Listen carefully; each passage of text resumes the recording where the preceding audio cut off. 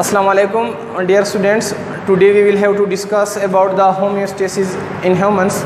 Like other complex animals, humans have highly developed homeostasis system.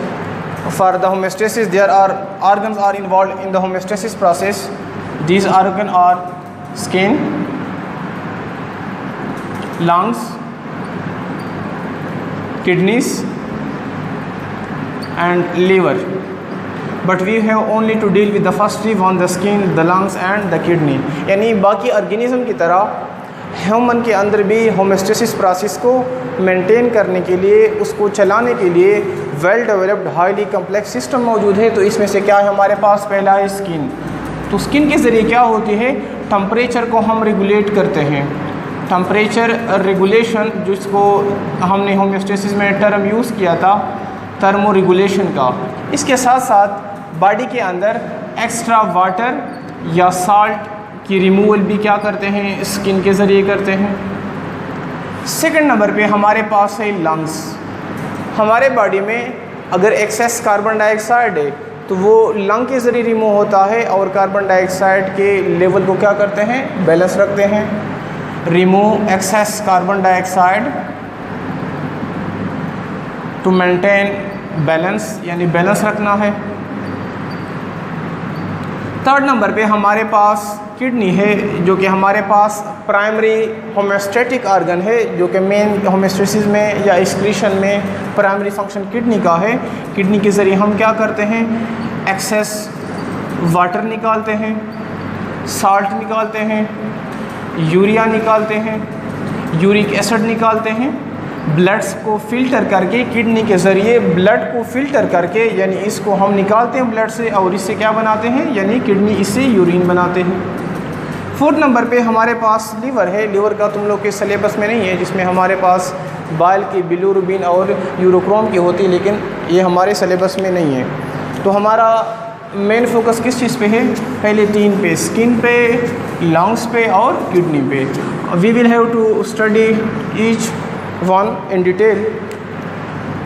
Now we will come to what the skin. Skin क्या है? पहले skin is the largest organ in our body. हमारे body में क्या है? सबसे largest organ है, largest organ. Skin के लिए दो टर्मिनोलॉजी और भी यूज़ होते हैं। स्किन को हम नाम देते हैं एंटेगुमेंट भी बोलते हैं, या इसको हम डर्मस भी बोलते हैं।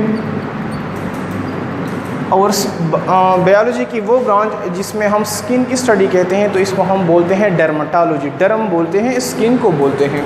तुम लोग हॉस्पिटल में जाते तो वहाँ पे लिखा होता है डर्मेटोलॉजिस्ट, यानी वो डॉक्टर्स जो कि स्किन के पेशेंट को डील करते हैं, तो उसको हम क्या नाम देते हैं? Dermatologist. As we know that our skin consist of two layers, the epidermis and the dermis.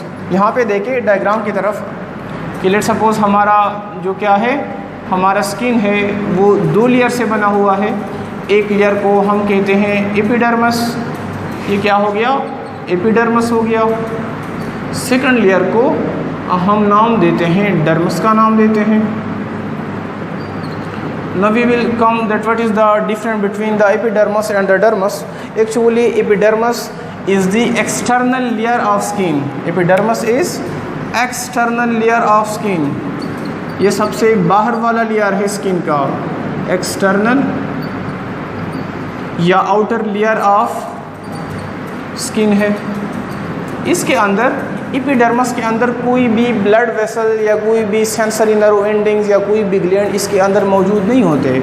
They have no blood vessels, इसके अंदर कोई ब्लड वेसल्स मौजूद नहीं होते। On the other hand there is another layer of skin which is present below or beneath the epidermis. We called it as dermis. हमारे पास जो दूसरा layer है स्किन का, उसको हम क्या नाम देते हैं? डर्मस का नाम देते हैं। इसके नाम से भी जाहिर है एपिडर्मस। एपी बोलते हैं, एबव को बोलते हैं, ऊपर को बोलते हैं, यानी ये डर्मस के ऊपर मौजूद है। डर्मस क्या है? ये बिलो द एपिडर्मस है, बिलो द एपिडर्मस है। इसमें क्या क्या होते हैं? इसमें ब्लड वेसल्स मौजूद होते हैं। They have blood vessels, they have sensory nerve endings, sensory nerve endings यानी जो हमारे सेंसरी न्यूरॉन्स होते हैं इसके एंडिंग्स इसमें मौजूद होते हैं। इसके अलावा इसमें स्वेट एंड ऑयल ग्लैंड्स मौजूद होते हैं, इसमें हेयर फॉलिकल्स मौजूद होते हैं, इसमें फैट सेल मौजूद होते हैं। तो ये हमारा क्या हो गया, स्ट्रक्चर ऑफ स्किन। अब हम आते हैं फंक्शन ऑफ स्किन की तरफ कि हमारी स्किन का क्या फंक्शन है। तो स्किन का फंक्शन तो बहुत सारे हैं, लेकिन यहाँ हमने स्टडी करना है होम्योस्टेटिक फंक्शन ऑफ स्किन, यानी स्किन का होम्योस्टेसिस में क्या रोल है, फंक्शन ऑफ स्किन। तो स्किन का जो मेन काम है वो क्या है, टेम्परेचर रेगुलेशन में इनका रोल है, यानी थर्मो रेगुलेशन में। थर्मो रेगुलेशन में इसका किस तरह रोल है, क्योंकि जो डर्मस है, डर्मस में 3 फैट सेल मौजूद होते हैं, 3 फैट सेल, और वो क्या काम करते हैं, इंसुलेटर का काम करते हैं, एक किस्म के बॉडी को टेम्परेचर प्रोवाइड करते हैं। डर्मस है, डर्मस में 3 सेल मौजूद होते हैं, फैट सेल मौजूद होते हैं, जो कि इंसुलेटर का काम करते हैं, हमारे बॉडी को क्या करते हैं, गर्म रखते हैं। इसके साथ साथ स्मॉल मसल्स होते हैं जो कि हमारे हेयर के साथ अटैच होते हैं और बनाते हैं गूस बम्प्स, बनाते हैं गूस बम्प्स। यानी तुम लोगों ने गौर किया होगा सर्दियों में जब हमें ज़्यादा सर्दी लगती है, ठीक है, तो हमारे जो बाल होते हैं हाथों पे, हमारे बॉडी पे, स्किन पे, वो क्या हो जाते हैं, कड़े हो जाते हैं। क्यों? क्योंकि उसके साथ हेयर के साथ स्मॉल मसल मौजूद है, उनकी कंट्रैक्शन की वजह से वो कड़े हो जाते हैं और हमें एक किस्म के इंसुलेटर, यानी ये इंसुलेटर ब्लैंकेट का काम करते हैं, हमारे बॉडी को टेम्परेचर मेंटेन करने में मदद देते हैं, इंसुलेटर ब्लैंकेट। इसके साथ साथ डर्मस में मौजूद है स्वेट ग्लैंड्स। स्वेट ग्लैंड यानी स्वेट एक्सक्रीट करते हैं, पसीना पैदा करते हैं, स्वेट बोलते हैं, पसीनों को बोलते हैं। तो वो क्या करता है, कूलिंग इफ़ेक्ट पैदा करता है, कूलिंग इफ़ेक्ट। कूलिंग इफ़ेक्ट किस तरह पैदा करते हैं, तुम लोगों ने देखा होगा कि जब हमारे बॉडी पे पसीना आ जाता है, पसीना आ गया बॉडी पे, वाटर वेपर्स आ गए, ठीक है, पसीना, तो जब हमें ठंडी हवा लगती है या हमें कोई भी हवा लगती है, लाइट आ जाती है, तो हम ठंडक फील करते हैं। तो इस प्रोसेस को हम नाम देते हैं परस्पायरेशन, यानी स्वेट ग्लैंड का काम क्या है, यानी हमारी बॉडी ठंडी हो जाती है। उसके साथ साथ स्वेट में क्या है, उसमें वाटर होते हैं, साल्ट होता है, यूरिया मौजूद होता है, यूरिक एसिड मौजूद होता है। यानी इन केस ऑफ जो हमारे किडनीज फेल हो जाते हैं, रीनल फेलर हो जाती है, तो उस टाइम में जो ज़्यादातर एक्सक्रीशन होती है वो किस चीज़ के ज़रिए होती है, स्वेट ग्लैंड के ज़रिए, स्किन के ज़रिए होती है। यानी स्किन का तीनों जो कंपोनेंट्स है वो इनमें स्किन का एक्सक्रीशन का काम भी कर रहा है, यानी बॉडी से जो मेटाबॉलिक वेस्ट है उसको रिमूव कर रहा है। उसके बाद ऑस्मो रेगुलेशन का काम भी कर रहा है, वाटर और साल्ट्स के लेवल को भी मेंटेन कर रहा है, और थर्मो रेगुलेशन का काम भी कर रहा है, यानी इनमें फैट सेल होते हैं, इंसुलेटर का काम। तो हम कहते हैं कि स्किन में होम्योस्टेसिस के तीनों कंपोनेंट्स का काम करते हैं। तुम लोगों ने देखा होगा गर्मियों में जिस तरह हमारे पास कुछ बर्ड्स होते हैं, कुछ मैमल्स भी हैं, रेप्टाइल्स भी हैं, जिनके मुँह खुले रहते हैं। There are some mammals, reptile and birds which open their mouth in summer season. इस प्रोसेस को हम नाम देते हैं पांटिंग। क्या नाम देते हैं, पांटिंग। पांटिंग में क्या होता है, सिंपल एग्जांपल मैं लूँगा डॉग्स की। अब तुम लोग देखते हो कि गर्मियों में कुत्ते क्या करते हैं, अपनी ज़बान को बाहर निकालते हैं बॉडी से। जब इनके बॉडी का इंटरनल टेम्परेचर हाई हो जाता है तो कुत्ता क्या कर लेता है, अपनी ज़बान को बाहर निकालता है।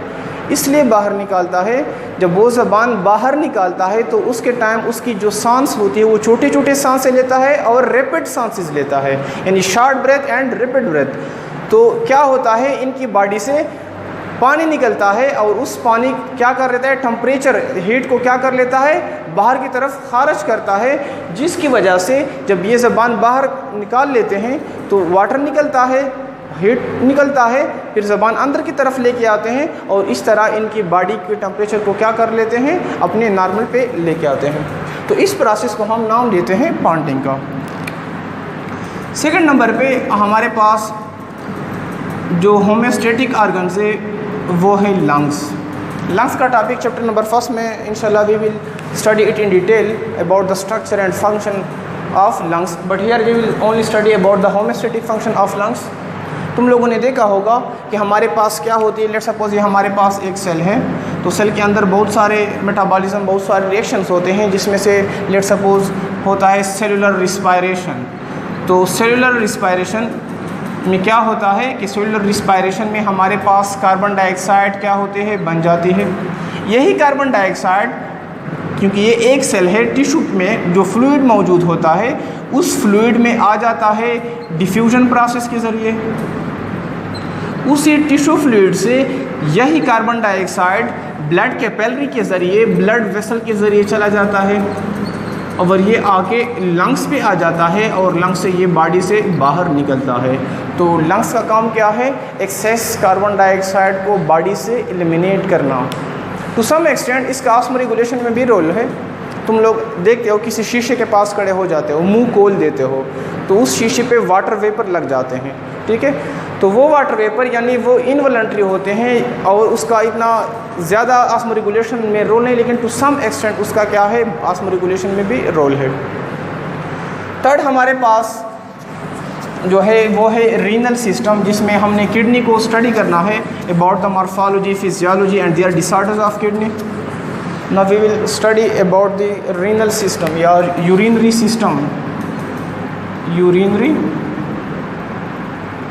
system which is also called as urinary system, which is also called as renal system, excretory system, urinary system। इसको हम क्या बोलते हैं, इसको हम रीनल सिस्टम भी बोलते हैं। रीनल सिस्टम क्यों बोलते हैं, because renal is the scientific name of और kidney and kidney have primary function in the process of homeostasis. इसको हम क्या नाम देते हैं, दूसरा इसको हम कहते हैं excretory system, because the kidney work is primary excretory organs due to क्या होता है उसमें मेटाबॉलिज्म की रिएक्शन में हमारे पास नाइट्रोजनस वेस्ट प्रोडक्ट होते हैं और वो क्या करते हैं, किडनी निकालते हैं। तो यूरिनरी सिस्टम कौन सा सिस्टम है, the urinary system is that system which produce, store and eliminate urine from the body. The system which produce, store and eliminate urine from the body is called as urinary system। अब urinary system में हमारे पास 4 चीज़ें हैं। Number 1 है pair of kidney है, यानी हमारे पास 2 kidneys उसमें होते हैं। पेयर ऑफ यूरेटर है, 2 यूरेटर होते हैं। यूरेटर ट्यूब लाइक स्ट्रक्चर होते हैं जो कि किडनी से यूरिनरी ब्लैडर में यूरिन लेके जाते हैं। थर्ड इसमें हमारे पास है यूरिनरी ब्लैडर है जो कि यूरिन को टेम्पररी स्टोर करते हैं for certain period of time. और फोर्थ इसमें है यूरेथ्रा। यूरेथ्रा क्या है, ट्यूब लाइक स्ट्रक्चर है जो कि यूरिन को बॉडी से एक्सपेल करते हैं। मेल में क्या होता है, यूरिनोजेनिटल होता है, एपर्टस होता है, और फीमेल में क्या होता है, वेजाइना होता है। अब हम आते हैं किडनी की स्ट्रक्चर की तरफ आएंगे कि किडनी का एक्सटर्नल स्ट्रक्चर किस तरह होता है और उसका एक इंटरनल स्ट्रक्चर किस तरह होता है। लेकिन इससे पहले यूरिनरी सिस्टम की डायग्राम की तरफ देखें तुम लोग कि ये क्या है। लेट्स सपोज ये क्या है, हमारे पास एक किडनी है, ये दूसरी किडनी है। ये क्या हो गया, यहाँ पे ओवल लाइक स्ट्रक्चर्स होता है जिसको हम बोलते हैं यूरिनरी ब्लैडर, और यहाँ पे यूरेथ्रा। ये किडनी है एक, ये क्या हो गया हमारे पास, ये वाला ट्यूब लाइक स्ट्रक्चर होता है जिसको हम नाम देते हैं यूरेटर का नाम। तो ये एक किडनी दूसरे पेयर में हो गई इस तरह, ये एक यूरेटर दूसरा यूरेटर, ये यूरेटर हो गया। ये क्या हो गया, यूरिनरी ब्लैडर हो गया, और ये क्या है, यूरेथ्रा है।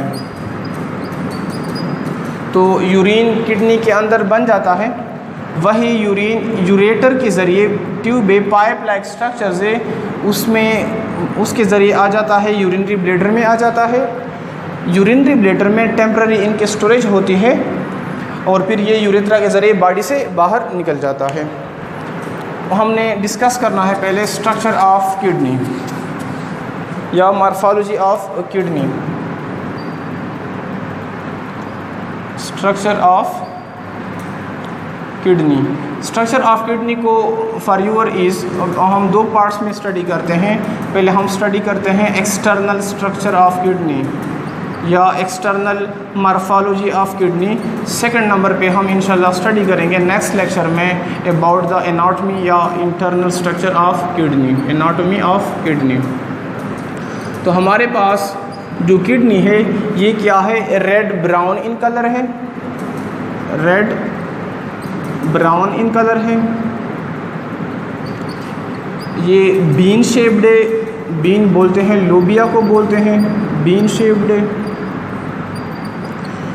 किडनी का जो लेंथ है, लेंथ उसकी है 10 सेंटीमीटर इन लेंथ है। इसकी जो विड्थ है वो 5 सेंटीमीटर है और थिकनेस जो किडनी का है वो है 4 सेंटीमीटर है। लेकिन ये जो वैल्यूज़ है मेट्रो की बुक में यही लिखे हैं, लेकिन बुक टू बुक ये चेंज है। वेट जो किडनी का है वो है अबाउट, एक किडनी का है 120 ग्राम्स। क्या है, 120 ग्राम्स है। लेकिन ये होगा कि मेल के अंदर किडनी का वेट ज़्यादा होगा, फीमेल के अंदर किडनी का वेट क्या होगा, कम होगा। हम आते हैं किडनी की लोकेशन की तरफ, उसकी पोजीशन की तरफ कि ये हमारे बॉडी में कहाँ पे मौजूद होते हैं। तो ये मौजूद होते हैं हमारा एब्डामिन, एब्डामिन बोलते हैं, पेट को बोलते हैं। इस चीज़ को बोलते हैं, पेट को बोलते हैं। ये हमारे डार्सल बॉडी वॉल पे मौजूद होते हैं। कहाँ पे, डार्सल बॉडी वॉल पे मौजूद होते हैं। वेस्ट लाइन, वो लाइन जहाँ पे हम बेल्ट बांधते हैं, वेस्ट लाइन के ऊपर मौजूद होते हैं। ये हमारे रिब्स है, क्या है, रिब्स है। तो एक साइड पे 12 रिब्स है, दूसरे साइड पे 12 रिब्स है। जो लास्ट 2 रिब्स है उसके बिल्कुल फ्रंट पे मौजूद होते हैं।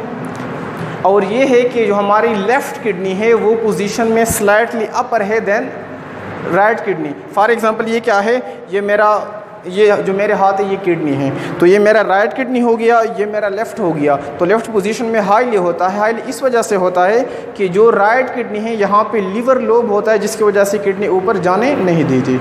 किडनी हमारे बॉडी में the kidneys are held together, held by masses of fatty tissue. यानी किडनी को अपनी पोजीशन पे किसने रखा है, फैटी टिश्यू ने रखा हुआ है। ठीक है, अब हम आते हैं, हमारे पास किडनी का जो स्ट्रक्चर्स है, इधर देखें सारे,